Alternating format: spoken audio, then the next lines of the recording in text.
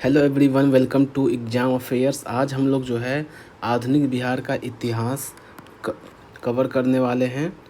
जैसा कि आपको पता है कि आधुनिक बिहार का इतिहास बीपीएससी द्वारा आयोजित या तो 72वीं बीपीएससी या एईडीओ हो गया या अपना बीएसएससी हो गया या टीआरई हो गया, इन सभी एग्ज़ाम्स में जो है ये काफ़ी इम्पोर्टेंट सेक्शन है और इससे काफ़ी प्रश्न आते हैं। तो हम लोग स्टार्ट करते हैं आधुनिक बिहार का इतिहास। आधुनिक बिहार के इतिहास में हमारा पहला टॉपिक रहेगा यूरोपीय कंपनियों का प्रवेश, उसके बाद जनजातीय विद्रोह, उसके बाद 1857 की क्रांति एवं बिहार का योगदान, उसके बाद राष्ट्रीय आंदोलन एवं बिहार का योगदान, उसके बाद पृथक बिहार का गठन। इस तरीके से जो है संपूर्ण आधुनिक बिहार का इतिहास जो है हम लोग 5 सेक्शन में कवर करेंगे और यहाँ से जो भी प्रश्न बनते हैं वो सभी कवर हो जाएगा। और हम लोग इसके साथ साथ जैसे जैसे चैप्टर कंप्लीट होगा उसके जस्ट बाद ही उसी वीडियो में हम लोग पीवाईक्यू को भी सॉल्व करेंगे और जो भी इम्पोर्टेंट पीवाईक्यू होंगे उन सभी पीवाईक्यू को सॉल्व करेंगे। बिहार के एग्ज़ाम में आए हुए जितने भी पीवाईक्यू हैं, केवल बीपीएससी नहीं, और भी जो परीक्षा में पीवाईक्यू पूछा गया है टीआरई में या टीचर में या किसी में भी, उस सभी पीवाईक्यू को कवर किया जाएगा। तो चलिए हम अपना पहला टॉपिक जो है यूरोपीय कंपनियों का प्रवेश जो है उसको प्रारंभ करते हैं। तो सबसे पहले आप देखेंगे कि जब हम भारत का इतिहास पढ़ते हैं, आधुनिक इतिहास, तो उसमें भी हम देखते हैं कि सबसे पहले पुर्तगाली आए थे, जो कि 1498 में कौन आया था? Vasco D gamma. ठीक है।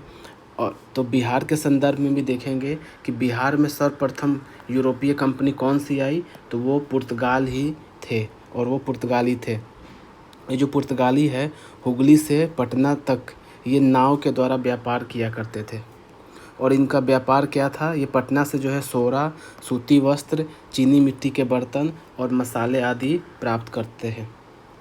उसके बाद देखते हैं, उसके बाद जो आने वाले अगला व्यापारी है वो है डच, और डच को ही हॉलैंड या नीदरलैंड कहते हैं। ये पटना में सबसे पहले क्या किया इन्होंने? व्यवस्थित व्यापारिक कोठी स्थापित करने का जो श्रेय है वो किसको जाता है? वो डचों को जाता है।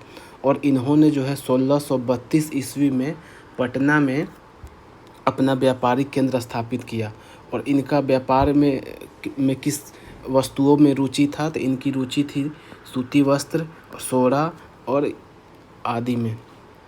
और जो यहाँ पे इन्होंने अपनी स्थापित की फैक्ट्री, वो कहाँ पे था? ये पटना कॉलेज का उत्तरी इमारत था। तो ये बात आपको याद रखना है। अब हम अगला व्यापारी जो है उसको देखते हैं, वो है अंग्रेज़। जो अंग्रेज़ है उन्होंने 1620 ईस्वी में पटना के आलमगंज में जो है अपना पहला व्यापारिक केंद्र स्थापित किया। तो आपको बात याद रखनी है कि पहला व्यापारिक केंद्र कहाँ स्थापित हुआ? तो 1620 में पटना के आलमगंज में, परंतु ये 1621 में ये बंद हो गया। परंतु इनको जो है वास्तविक सफलता कब मिली? तो वास्तविक सफलता जो है 1651 ईस्वी में मिली। अब अंग्रेज़ यात्री जो है पीटर मुंडी, ये 1632 में बिहार आया और यहाँ व्यापार की संभावनाओं को इसने देखा और डच कंपनियों को व्यापार करते हुए देखते हुए उसने यहाँ से प्रेरणा प्राप्त की और अंग्रेज़ों ने जो है बिहार में व्यापार को प्राथमिकता दी। तो अगर पूछा जाए कि पीटर मुंडी जो है बिहार में कब आया, तो ये 1632 ईस्वी में आया था। उसके बाद जो है अंग्रेज़ों द्वारा स्थापित फैक्ट्री जो है वर्तमान में गुलजार बाग पटना में स्थित है। और इसका कहाँ पे है ये ऑफिस? ये गवर्नमेंट ऑफ प्रिंटिंग प्रेस एवं सर्वे कार्यालय के रूप में कार्यरत है। यही स्थान है जहाँ पे शाह आलम द्वितीय का जो है राज्याभिषेक हुआ था। ये बात आपको याद रखना है, ये पीवाईक्यू में पूछा गया हुआ है। अब हम देखेंगे कि बंगाल, बिहार एवं अंग्रेज़ जो ब्रिटिशर्स थे, इन तीनों से संबंधित आगे क्या क्या गतिविधियां होती है। तो जो मुग़ल सम्राट हैं वो फर्रुखसियर ने जो है 1717 में अंग्रेज़ों को जो है बंगाल एवं सूरत में जो है व्यापार करने एवं सिक्के प्रयोग करने की मान्यता दी। और इस घोषणा को जो है क्या बोला जाता है? इस घोषणा को जो है ईस्ट इंडिया कंपनी का मैग्ना कार्टा कहा जाता है। अब आपको बात याद रखनी है कि ईस्ट इंडिया कंपनी का मैग्ना कार्टा क्या किसको कहा जाता है? जब पहली बार जो है 1717 में जो है अंग्रेज़ों को बंगाल एवं सूरत में जो है व्यापार करने एवं सिक्के प्रयोग करने की जो है अनुमति दी जाती है। उसके बाद अंग्रेजी कंपनी जो है 1717 में ही व्यापारिक अधिकार प्राप्त हो गया। और दूसरी ओर जो है फ़र्रुखसियर ने क्या किया, 1717 में ही मुर्शिद कुली खां को बंगाल का सूबेदार बना दिया। मुर्शिद कुली खां ने किसको, मुर्शिद कुली खां को जो है बंगाल का सूबेदार बना दिया। और तथा 1719 में मुर्शिद कुली खां को ही उड़ीसा की सूबेदारी भी प्राप्त दे दी गई। इस तरीके से देखेंगे कि जो मुर्शिद कुली खां है वो बंगाल का भी सूबेदार था और 1719 में जाके जो है उड़ीसा का भी सूबेदार बन गया। मुर्शिद कुली खां के बाद जो है शुजाउद्दीन जो है वो 1727 में बंगाल का नवाब बना। और इसने जो है 1733 ईस्वी में बिहार का प्रदेश भी उसके अधीन हो गया। मतलब अब ये जो है बंगाल के साथ साथ बिहार का भी नवाब हो गया एक तरह से देखा जाए तो। और इसने जो है 1733 ईस्वी में अलवर्दी खां को जो है बिहार का उप सूबेदार बनाया। ये क्वेश्चन कई बार आता है कि बिहार का उप सूबेदार जो है शुजाउद्दीन ने किसको बनाया, तो वो अलवर्दी खां को बनाया। कब बनाया, 1733 ईस्वी में। उसके बाद जो है 1739 में जो है सरफराज खान है वह नवाब बनता है, परंतु यह जो है एक अयोग्य शासक था। और इसकी वजह से क्या हुआ, अलवर्दी खान ने जो है 1740 ईस्वी में, ये डेट याद रखना है, 1740 में क्या होता है, गिरिया का युद्ध होता है। किसके मध्य होता है, सरफराज खान एवं अलवर्दी खां के मध्य ये गिरिया का युद्ध होता है। और उसमें क्या होता है, जो सरफराज खान है वो पराजित हो जाता है और जो है अलवर्दी खां वो बंगाल का नवाब बन जाता है। अब यहाँ से क्या होता है, 1756 में जो है अलवर्दी खां की मृत्यु हो जाती है। और उसके बाद जो है सिराजुद्दौला जो है इसका नाती था, वह बंगाल का नवाब बनता है। और सिराजुद्दौला और कंपनी के मध्य जो है पहला संघर्ष होता है। कब होता है, ये 4 जून 1756 को जो है सिराजुद्दौला और जो ईस्ट इंडिया कंपनी थी उसके मध्य जो है एक संघर्ष होता है। और ये कहाँ पे होता है, ये कासिम बाज़ार में होता है। और ये कासिम बाज़ार जो है कलकत्ता में है। और फिर जो है 16 जून 1756 को जो है यह कलकत्ता पे अधिकार कर लेता है। कौन कर लेता है, सिराजुद्दौला।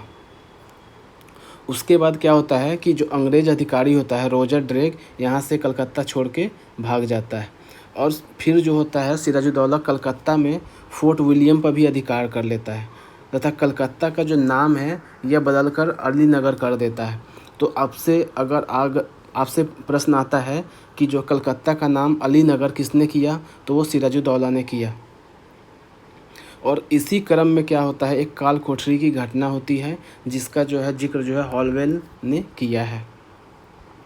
हॉलवेल के अनुसार जो है 20 जून 1756 को जो है कलकत्ता में काल कोठरी, जिसको हम लोग ब्लैक होल की घटना भी कहते हैं, के अनुसार जो है सिराजुद्दौला ने क्या किया, 146 अंग्रेज़ कैदियों को एक 18 फीट लंबे और 14 फीट चौड़े कमरे में बंद कर दिया।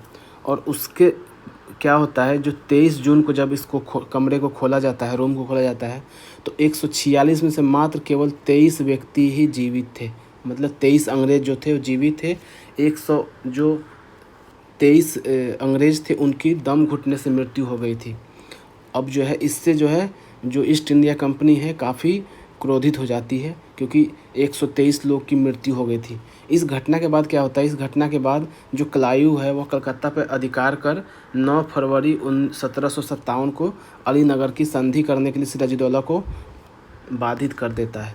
और इस तरीके से आप देखेंगे कि अलीनगर की संधि कब होती है, तो 9 फरवरी 1757 को किसके मध्य होती है, रॉबर्ट क्लाइव और सिराजुद्दौला के मध्य। अब हम देखेंगे यहाँ से आगे की घटनाएं कैसे इवॉल्व होती हैं। जैसे क्लाइव ने क्या किया, नवाब पर जो है अलीनगर के संधि को भंग करने का आरोप लगाया। और जिसके बाद क्या होता है, जिसके बाद 23 जून 1757 को अंग्रेज़ों एवं सिराजुद्दौला के मध्य जो गंगा की सहायक नदी है भागीरथी के तट पे जो है प्लासी की लड़ाई होती है, प्लासी का युद्ध। तो सबसे पहले आता है कि प्लासी का युद्ध कब हुआ, तो ये हुआ 23 जून 1757 को। किसके मध्य हुआ, तो अंग्रेज़ों एवं सिराजुद्दौला के मध्य हुआ। अब देखेंगे यहाँ पे जो सिराजुद्दौला के का सेनापति है, उसका दीवान है, उसका बाद प्रभारी अधिकारी और व्यापारी और एक बैंकर, इन लोगों ने जो है विश्वासघात कर दिया, जिसके वजह से सिराजुद्दौला की पराजय होती है। तो इस अब अंग्रेज़ों के साथ कौन कौन मिल गया, तो मीर जाफ़र मिल गया, और ये कौन था, ये नवाब का सेनापति था। उसके बाद राय दुर्लभ, ये दीवान था, ये भी अंग्रेज़ों के साथ मिल गया। फिर मानिक चंद जो कि प्रभारी अधिकारी था, ये भी अंग्रेज़ों के साथ मिल गया। फिर अमित चंद व्यापारी था, ये भी अंग्रेज़ों के साथ मिल गया। और जगत सेठ जो कि एक बैंकर था। इन सब ने जो मिल के जो है अंग्रेज़ों का साथ दिया। अब जो सिराजुद्दौला है उसके साथ कौन कौन लोग थे, तो ये मीर मदान और मोहन लाल, वे सेनापति थे जिन्होंने जो है सिराजुद्दौला की तरफ से युद्ध में भाग लिया। लेकिन होता क्या है, विश्वासघात के कारण जो है सिराजुद्दौला पराजित होता है। और जो मीर जाफ़र है उसी का पुत्र है मीरन, इसी के इशारे पे जो है सिराजुद्दौला की हत्या कर दी जाती है। और यहाँ से देखेंगे कि सिराजुद्दौला के बाद जो है मीर जाफ़र जो है वह नवाब, बंगाल का नवाब बनता है। और ये एक तरह से देखेंगे कठपुतली नवाब बनता है, क्योंकि अब ये अंग्रेज़ों के इशारे पे काम करता है। जो रॉबर्ट क्लाइव के बाद जो है हॉलबेल जो है वो बंगाल का गवर्नर बनता है। और उसके बाद क्या होता है, 1760 में जो है मीर जाफ़र की जगह उसने क्या किया, उसके दामाद मीर कासिम को बंगाल का नवाब बनाया। जब हॉलवेल आता है तो वो बंगाल का नवाब चेंज करके किसको बनाया जाता है, मीर कासिम को बनाया जाता है। और उससे पहले कौन था, मीर जाफ़र, और जो ये था मीर जाफ़र का ही दामाद था मीर कासिम। मीर कासिम जो है अंग्रेज़ों के हस्तक्षेप को कम करने के लिए क्या किया इसने सबसे पहले राजधानी परिवर्तन किया, और राजधानी जो है मुर्शिदाबाद से इसने मुंगेर में हस्तांतरित कर दी, जो कि मुंगेर आपको पता है बिहार में है। अब जो है एक और इसने काम क्या किया, जब अंग्रेज़ों को इन्होंने जो है एक दस्तक का प्रयोग करने की अनुमति दी थी। दस्तक क्या होता था, व्यापार करने का एक परमिट था, जैसे कि एक कोई कार्ड जैसा बना हुआ है कि जो भी वो दस्तक दिखाता था उससे कर नहीं लिया जाता था। तो अब इसका दुरुपयोग जो है अंग्रेज़ करने लगे। जैसे ये क्या करते थे, जो भारतीय व्यापारी थे उनसे ही इस दस्तक को बेच देते थे। अब व्यापार करने की जगह क्या है, इस दस्तक का दुरुपयोग होने लगा, जिससे क्या हुआ, जो बंगाल का रेवेन्यू में कमी आने लगी। तो ये इसने जो है मीर कासिम ने इसको देखा कि इससे तो नुकसान हो रहा है, तो उसने क्या किया, इस दस्तक को समाप्त करके सभी के लिए जो है मुफ्त व्यापार कर दिया कि अब कोई कर लगेगा ही नहीं। तो अब इससे जो है क्या होगा, व्यापार जो ईस्ट इंडिया कंपनी के लोग हैं इनको नुकसान होने लगेगा, क्योंकि यहाँ से भ्रष्टाचार हो रहा था, उस भ्रष्टाचार पे जो है इस पर रोक लग गया। तो इसने मीर कासिम ने क्या किया, उस दस्तक के दुरुपयोग को समाप्त ही कर दिया। और इसके बाद इसने एक और काम किया कि जो सेना है और सेना के आधुनिकीकरण के लिए और उसकी प्रशिक्षण के लिए जो है गुरगीन खां, जो कि अर्मेनियाई व्यक्ति था, उसको नियुक्त किया। और एक दूसरी ओर क्या होता है कि जो मीर कासिम है, बिहार के नायब सूबेदार राम नारायण को उसके पद से बर्खास्त कर दिया। जो राम नारायण था ये इस बिहार में जो है नायब सूबेदार था, जो कि अंग्रेज़ों का ही कठपुतली था, और इसने क्या किया, उसको ही बर्खास्त कर दिया और उसकी हत्या करवा दी, क्योंकि इसने क्या किया था, बिहार के आय व्यय का ब्यौरा देने से मना कर दिया था। उसके बाद क्या होता है कि मीर कासिम जो है पटना पे अधिकार कर लेता है। उसके इस व्यवहार से नाराज़ होकर 24 जून 1763 को क्या होता है, अंग्रेज़ एजेंट एलिस ने पटना पर अधिकार कर लिया। फिर क्या होता है कि मीर कासिम के आदेश पे ही क्या होता है, फ्रांसीसी सेना का नायक जो है सोमरू, जिसको वाल्टर रेनहार्ड भी बोलते हैं, के नेतृत्व में पटना पे अभियान कर एलिस सहित 47 ब्रिटिश कर्मियों की हत्या कर दी। अब इस घटना को जो है पटना हत्याकांड बोला जाता है। तो अगर आपसे पूछा जाए कि पटना हत्याकांड कब हुआ, तो ये हुआ 24 जून 1763 के मध्य। और इसमें क्या होता है कि जो फ्रांसीसी जो सेना नायक था सोमरू या वाल्टर रेनहार्ड, इसने जो है पटना पे अभियान किया और एलिस समेत 47 ब्रिटिश कर्मियों की हत्या कर दी। इसके बाद क्या होता है कि मीर कासिम की जगह पुनः मीर जाफ़र को जो है बंगाल का नवाब बना दिया जाता है। और इसके बाद अब जो मीर कासिम है, अब ये क्या करेगा, गठबंधन करने की कोशिश करेगा। जैसे इसने जो है अवध के नवाब शुजाउद्दौला और मुग़ल बादशाह शाह आलम द्वितीय इनके साथ गठजोड़ कर लिया इसने, क्योंकि इसको अब बंगाल का जो नवाब है उस पद से हटा दिया गया था और मीर जाफ़र को पुनः जो है इस पद पे आसीन कर दिया गया था। अब इसके परिणाम स्वरूप क्या होता है? इसके परिणाम स्वरूप होता है बक्सर का युद्ध। अब जो है 22 अक्टूबर 1764 ईस्वी को जो है बक्सर का युद्ध होता है। इसमें दो पक्ष हैं, एक पक्ष जो है अंग्रेज़ों का है और द्वितीय पक्ष जो है संयुक्त सेना है। संयुक्त सेना कौन कौन सी? 3 लोगों की संयुक्त सेना है। एक तो जो मीर कासिम है, पूर्व बंगाल का नवाब, और दूसरे उसके साथ और कौन कौन से लोग हैं? अवध के नवाब शुजाउद्दौला और मुग़ल सम्राट शाह आलम द्वितीय। परंतु इस युद्ध में जो है संयुक्त सेना की पराजय हुई और उसके बाद क्या होता है? इलाहाबाद की संधि, क्योंकि अब ये लोग युद्ध हार चुके थे और इनके ऊपर संधि थोपी गई, जो कि 12 अगस्त 1765 को इलाहाबाद की संधि हुई। और इसमें क्या किया गया? जो मुग़ल सम्राट थे शाह आलम द्वितीय, इनको जो है 26 लाख रुपए वार्षिक पेंशन के बदले ईस्ट इंडिया कंपनी को जो है बिहार, बंगाल एवं उड़ीसा की दीवानी अधिकार प्राप्त हो गए। अब यहाँ से जो है अंग्रेज़ों की भूमिका जो है अब टैक्स वसूलने में प्रारंभ हो जाती है लीगल रूप से। अब उसके बाद देखेंगे जो कलायु है वो 1765 में बंगाल में द्वैत शासन की स्थापना करता है। द्वैत शासन की स्थापना कैसे होती है और ये क्या होता है? मतलब ये है कि जो शक्ति है वो 2 जगह डिवाइड हो जाएगी, जैसे कि कर कोई और लेगा और उसकी जो जिम्मेदारी है किसी और पे होगी। तो इसके तहत क्या होगा? जो प्रशासनिक उत्तरदायित्व है वो नवाब के ऊपर सौंप दी जाएगी कि कुछ भी जो भी जनता की समस्याएं हैं प्रशासन से संबंधित वो सभी को कौन देखेगा? तो बंगाल का नवाब। परंतु जो है कर वसूली का अधिकार अंग्रेज़ों ने अपने पास रख लिया। इसी को हम लोग द्वैत शासन बोलते हैं। अब इसका असर ये हुआ कि लोगों पे शोषण बढ़ गया और जो अंग्रेज़ थे वो केवल टैक्स उगाही करने लगे। इसके परिणाम स्वरूप होता क्या है? 1770 में जो है बंगाल, बिहार के क्षेत्र में भीषण अकाल पड़ा। मतलब बहुत ज़्यादा लोगों की भूखमरी हो गई, क्योंकि इनको अंग्रेज़ों को केवल टैक्स वसूलना था, जनता की सुविधा से कोई मतलब नहीं था। और ये उस समय पटना, भागलपुर, दरभंगा, पूर्णिया में जो है ये अकाल का जो प्रकोप है ज़्यादा था। उसके बाद क्या होता है? 1772 में जो है बंगाल का गवर्नर बनता है वारेन हेस्टिंग्स, और इसने क्या किया? द्वैत शासन को समाप्त कर दिया। तो अब आपको याद रखना है कि द्वैत शासन प्रारंभ किसने किया था? तो लॉर्ड क्लाइव ने। इसको समाप्त किसने किया? तो वारेन हेस्टिंग्स ने।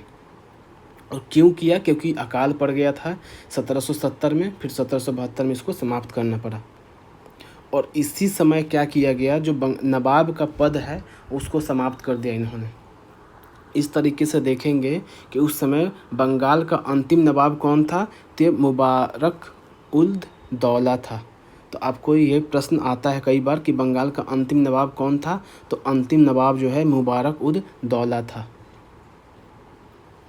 1765 में क्या होता है? दीवानी अधिकार प्राप्त होने के बाद रॉबर्ट क्लाइव ने जो है बिहार में राजस्व वसूली के लिए राजा सिताब राय को जो है नायब दीवान नियुक्त किया।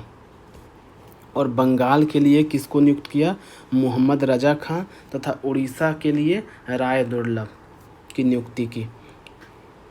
उसके बाद क्या होता है? 1770 में जो है बिहार में एक अलग लगान परिषद रेवेन्यू काउंसिल ऑफ पटना का गठन किया गया और जिसका अध्यक्ष जो है जेम्स अलेक्जेंडर बना।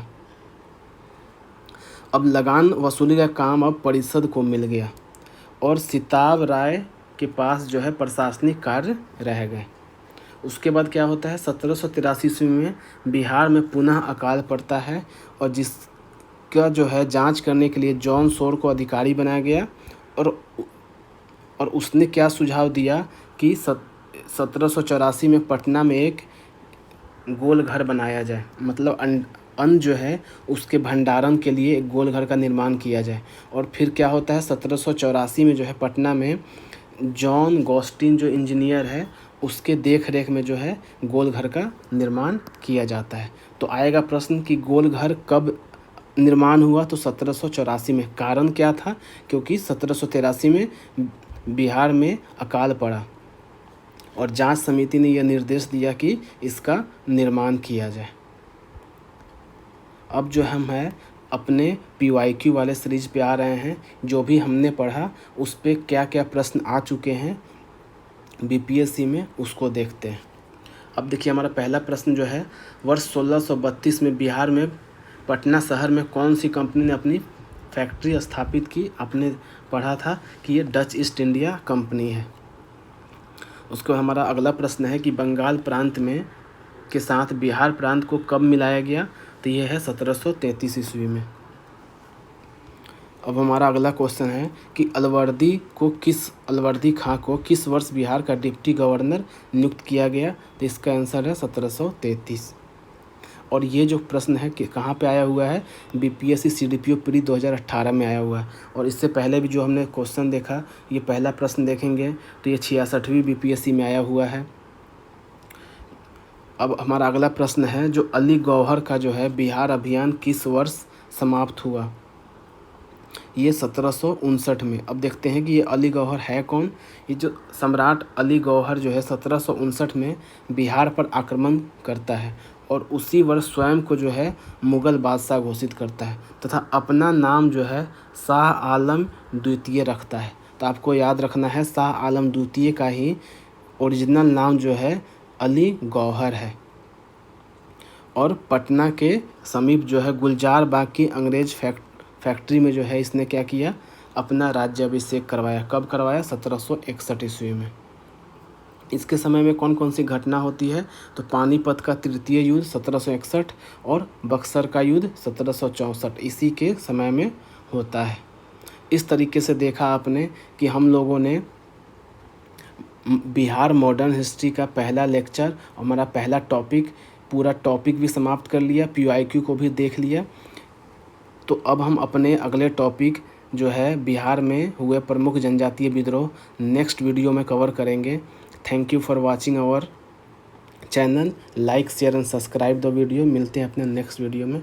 Thank you.